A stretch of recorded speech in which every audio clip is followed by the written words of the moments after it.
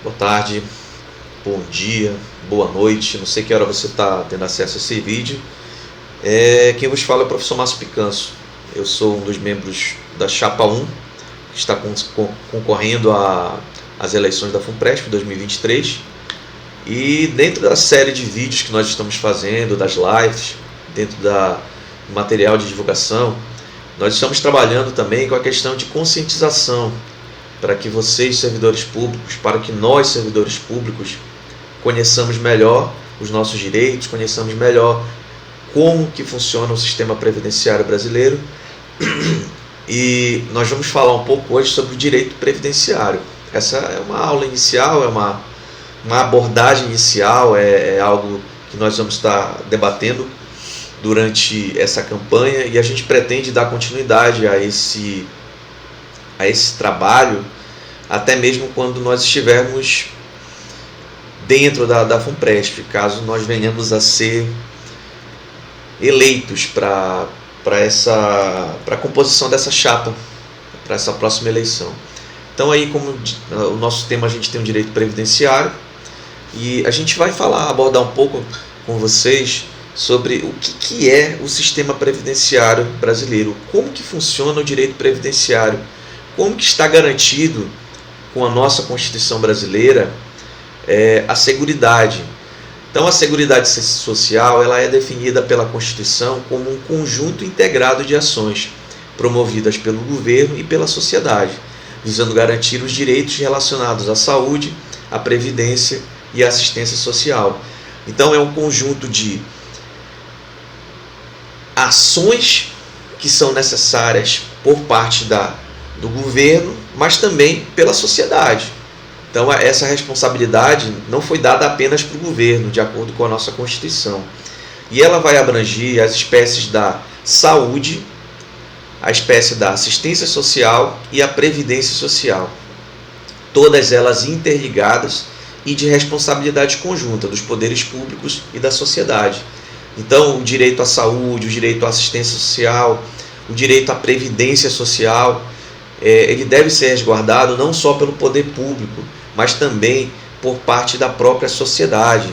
A gente vê aí algumas ONGs que fazem parte do sistema de saúde, a gente vê algumas OCPs, nós vemos aí algumas entidades que compõem o sistema de seguridade social brasileiro. Então, a seguridade social ela é uma estrutura abrangente que busca garantir a proteção social por meio dessas três áreas que nós já falamos anteriormente: previdência social, assistência social e saúde.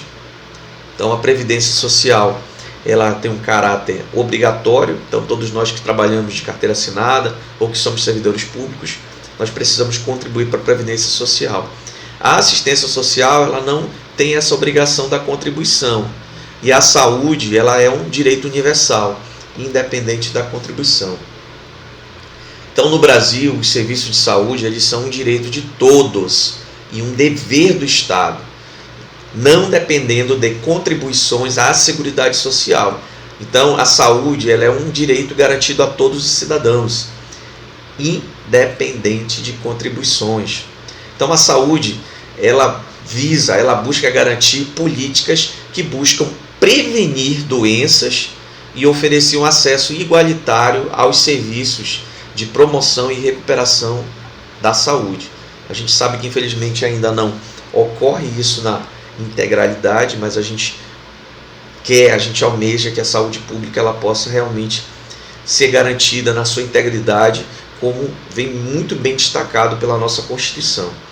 As ações e serviços de saúde públicos ou privados eles devem seguir princípios como a descentralização e o atendimento integral e a participação da comunidade. Alguns anos atrás, vocês que são mais novos não conhecem, a gente tinha algo muito comum nas cidades brasileiras. Nós tínhamos hospitais públicos federais. Com a Constituição de 88, esse serviço ele passou a ser descentralizado. Então, a saúde ela passou a ser uma obrigação também dos estados e dos municípios. Então, aí a gente passou a ter a figura dos hospitais municipais, a gente tem as UPAs que estão espalhados aí pelo Brasil, Tudo isso foi garantido a partir da Constituição Federal de 88.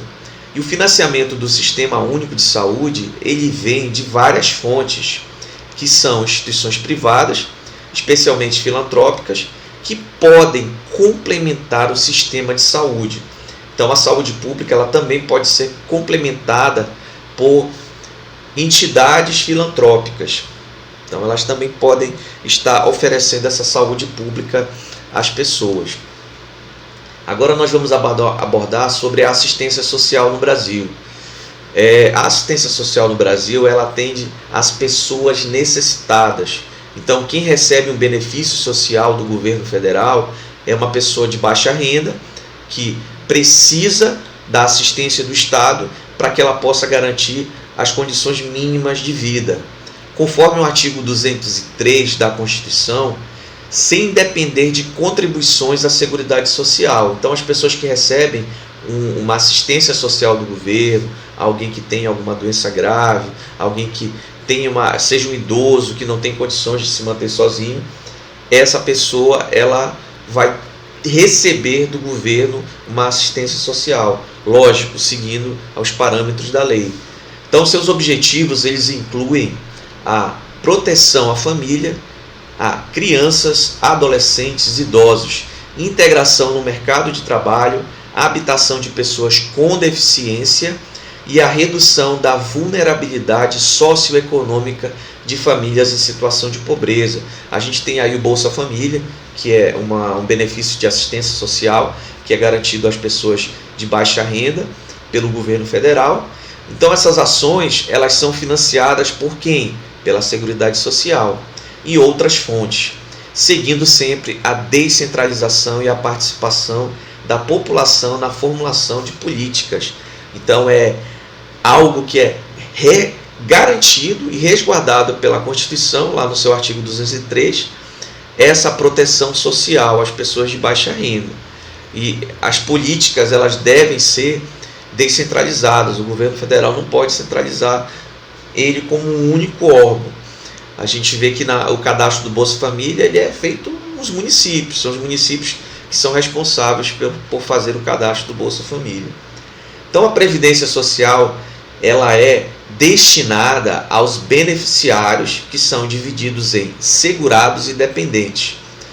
Então ela está organizada sobre o regime geral, que tem um caráter contributivo e filiação obrigatória, e ela oferece benefícios e serviços aos seus segurados que o contribuem. Nós temos o regime geral de Previdência Social, que são as pessoas que têm a carteira assinada, que estão resguardadas sobre a CLT. Mas existe também no sistema brasileiro o regime próprio. O que seria o regime próprio? Somos nós, servidores públicos federais, que nós recebemos os nossos salários diretamente do nosso órgão, diretamente do governo federal. Então nós temos um regime próprio de previdência.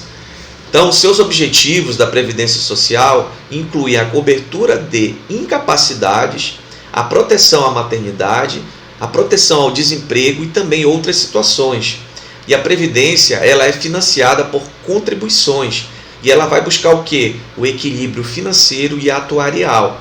Então essas contribuições são tanto dos trabalhadores como até mesmo das empresas. Todos nós, na verdade, contribuímos para a Previdência Social, direta ou indiretamente. Então a lei proíbe a diferenciação de critérios para benefícios, garante reajustes para preservar o valor real e estabelece setores de atividade para contribuições. A lei ela garante o valor real. Então se você se aposentou ganhando aí um salário mínimo e a inflação do período for de 10% de um ano, por exemplo, a lei garante que você tenha um valor real. Então o seu salário deverá ser reajustado aí pelo menos em 10%, que foi o índice de inflação num determinado período. Então o princípio da universalidade e da cobertura e do atendimento na Seguridade Social, conforme o artigo 194, parágrafo único da Constituição Federal, compreende duas partes, que são a universalidade da cobertura que ela busca o quê? Proteger a todos os riscos sociais, como maternidade, velhice, doença e acidente, que possam levar as pessoas a situações de necessidade. Então, esse princípio da universalidade, ele vai atender a todos nós em um momento de dificuldade, em um momento que nós estivermos passando por um risco social, em um momento que a mãe estiver prestes a dar à luz a uma criança, na velhice, na doença. Então, a universalidade de atendimento, ela visa tornar os serviços da Seguridade Social acessíveis a todas as pessoas, sejam elas nacionais ou até mesmo estrangeiras. A gente teve aí o êxodo aí de muitas pessoas que saíram lá da Venezuela, vieram para o Brasil e encontram-se no mercado de trabalho brasileiro. Elas também têm direito a essa universalidade de cobertura, elas têm direito à previdência social. Então, esses princípios eles se aplicam de forma ampla na saúde e na assistência social e também na previdência social, e ele abrange aqueles que contribuem para a previdência. Então, existe também outro princípio, que é o princípio da uniformidade e equivalência dos benefícios e serviços à população urbana e rural. Então, a Constituição brasileira ela garantiu que não deve existir disparidade, não deve existir diferenças entre a população urbana e a população rural. Isso está definido onde? No artigo 194, parágrafo único da Constituição Federal Brasileira. E ele é composto por duas partes, que sejam a uniformidade, que requer que os eventos que exigem a proteção social, como maternidade, velhice, doenças, etc., eles sejam igualmente cobertos, tanto para a população urbana quanto para a população rural. A equivalência, que por sua vez se refere à similaridade no valor dos benefícios e na qualidade dos serviços que são prestados a essas populações, assegurando que as pessoas em condições equivalentes elas recebam prestações similares. Então, se você está numa situação equivalente, se você está, tanto faz se você está na zona rural ou se você está na zona urbana, o direito ele é igual. Isso garantido pelo artigo 194 da Constituição Federal Brasileira. Então, o princípio da seletividade, que é um outro princípio que está ligado à previdência social, ao direito previdenciário, ele é composto por duas partes. Então, a gente tem aqui o princípio da seletividade e distributividade na prestação dos benefícios e serviços, conforme o artigo 194, parágrafo único. Ele é composto por duas partes. A seletividade, ela exige que o legislador escolha cuidadosamente aonde alocar os recursos limitados das prestações sociais, com base em quê? Na relevância, na justiça social e a viabilidade financeira. Já o princípio da distributividade, ele visa reduzir as desigualdades sociais, concentrando a proteção nas pessoas mais necessitadas, como visto na assistência social, auxílio reclusão, salário família, que são concedidos de forma seletiva a quem realmente necessita. Então, a Constituição ela visou garantir direitos iguais para os iguais e direitos até um pouco maiores para os desiguais. Então, fazendo uma analogia aí, se você tiver pessoas em vulnerabilidade social em uma maior quantidade na região Nordeste, a Constituição garante que essas pessoas elas recebam uma proteção social maior. Porque se você tem uma quantidade maior de pessoas com necessidade numa região Nordeste, ou na região Norte, ou na região Sudeste, ou na região Sul, então a Constituição ela vai garantir que essas pessoas recebam esse amparo social do governo. Nós temos também o princípio da irredutibilidade do valor de benefícios, presente no artigo 194, parágrafo único. Ele garante que os benefícios da Previdência Social mantenham seu valor real ao longo do tempo, preservando o seu poder aquisitivo contra os efeitos inflacionários. Então, se a inflação de um determinado ano for muito elevada, no artigo 194 da Constituição, é garantido que essa inflação não corroa o salário dessa pessoa que contribuiu durante a vida inteira para a Previdência Social. Isso é assegurado através de reajustes definidos em lei, conforme o entendimento do artigo 201, parágrafo 4 da Constituição, e o artigo 1º, parágrafo único do inciso 4 do Regulamento da Previdência Social. Por exemplo, se um benefício previdenciário for atribuído no valor de R$2.000 e a inflação de um período de um ano for de 10%, ele deve ser reajustado para R$2.200. Para quê? Para que ele possa manter o seu valor real. Então, o princípio da irredutibilidade do valor dos benefícios, conforme entendimento do STF, ele protege o valor nominal dos benefícios da Seguridade Social, exceto os benefícios previdenciários, ou seja, o valor original sem considerar os reajustes pela inflação. Tá? Então, aquele benefício social, aquela pessoa que nunca contribuiu para a Previdência, ela não tem garantido essa proteção da irredutibilidade. Mas quem contribuiu, quem está aposentado, ele tem esse direito garantido. Para benefícios previdenciários, a proteção inclui a manutenção do valor real, garantindo o seu poder aquisitivo.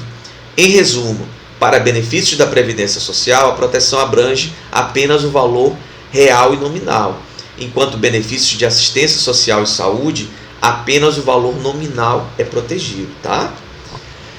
Nós temos também o princípio da equidade, na forma de participação e no custeio, que está presente no artigo 194, parágrafo único da Constituição.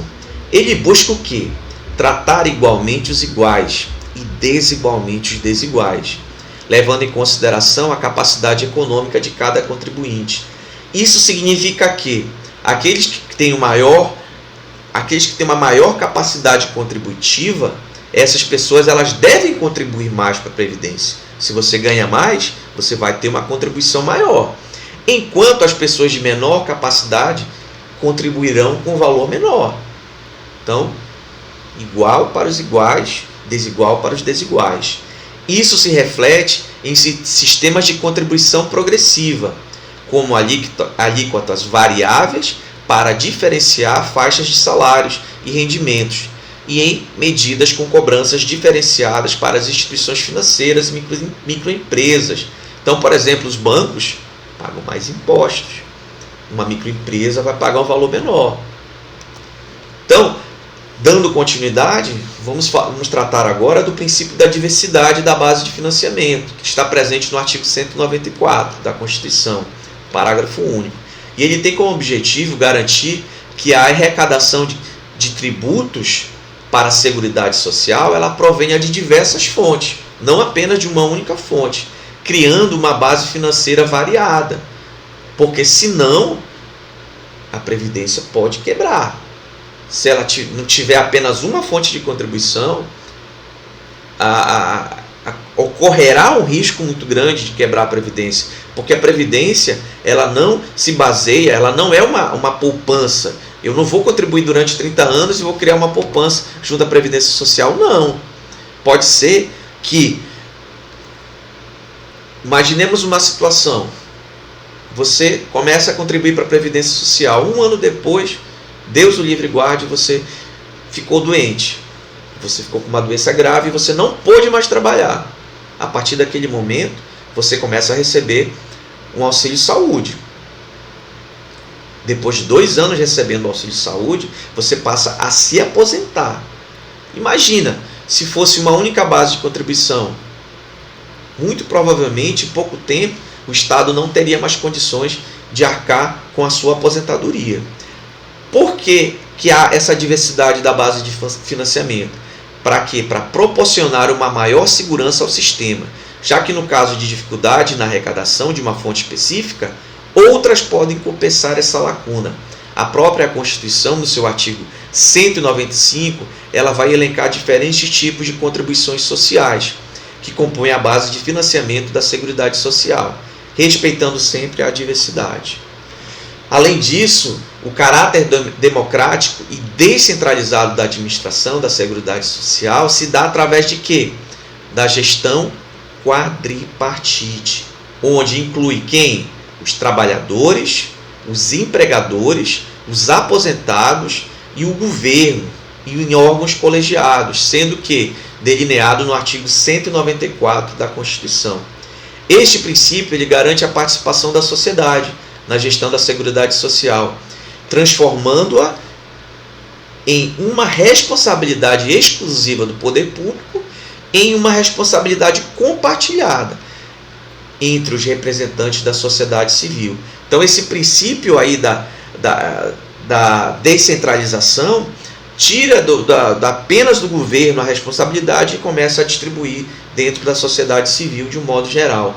Um exemplo disso é o Conselho Nacional de Previdência Social, composto por membros do governo federal e representantes da sociedade civil.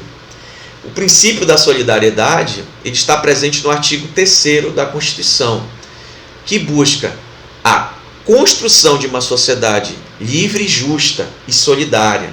Ele se traduz na redução das desigualdades sociais por meio de contribuições proporcionais às condições financeiras de cada indivíduo, em prol do quê? Do bem comum. Esta solidariedade previdenciária se opõe ao sistema de capitalização individual, que foi aquilo que eu falei anteriormente. Você não está fazendo uma poupança, você está sustentando a previdência quando você faz a sua contribuição previdenciária, em que cada segurado contribuiria apenas para o seu próprio benefício. Um exemplo disso é a possibilidade de um trabalhador, independentemente de sua contribuição, ser aposentado por invalidez em seu primeiro dia de trabalho, refletindo assim o princípio de contribuir para toda a sociedade. Além disso, nós temos o princípio da anterioridade nonagesimal, ou o princípio mitigada, que é delineado no artigo 195, parágrafo 6º da Constituição. Ele estipula que as contribuições sociais para a Seguridade Social só podem ser demandadas após transcorridos 90 dias, a partir da publicação da lei que as modificou. Então, o contribuinte ele não pode ser tomado de surpresa.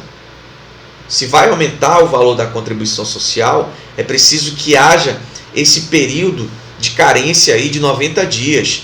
Isso visa resguardar o contribuinte de surpresas tributárias, permitindo-lhe ajustar o seu planejamento financeiro para enfrentar o aumento da carga tributária. O cumprimento dessa norma não exige adesão ao princípio da anterioridade do artigo 150, sendo suficiente a observância do período de 90 dias, a partir da publicação da lei de modificação da contribuição social. Então, resumidamente, resumo da aula, a Seguridade Social ela é composta por 3 espécies, que é a saúde, a assistência social e a previdência social, cujas ações visam garantir os direitos de todas as pessoas. E essa garantia são de direitos integrados, em que a iniciativa pública e a iniciativa particular e até mesmo a iniciativa social, elas devem ficar responsáveis pela saúde universal e não contributiva.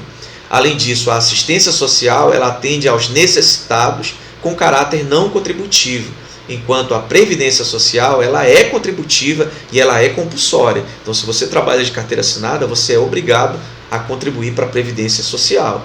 E os valores arrecadados eles são direcionados aos segurados e aos seus dependentes. A organização é responsabilidade pública e democrática, com gestão compartilhadas entre os trabalhadores, aposentados e governo.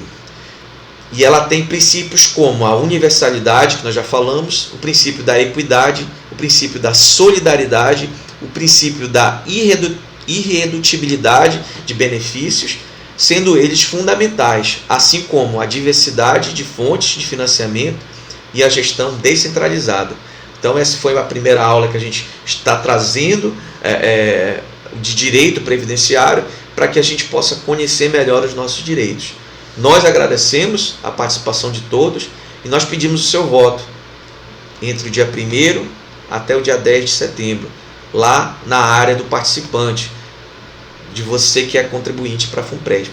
Nós agradecemos e muito boa noite, muito bom dia e muito boa tarde.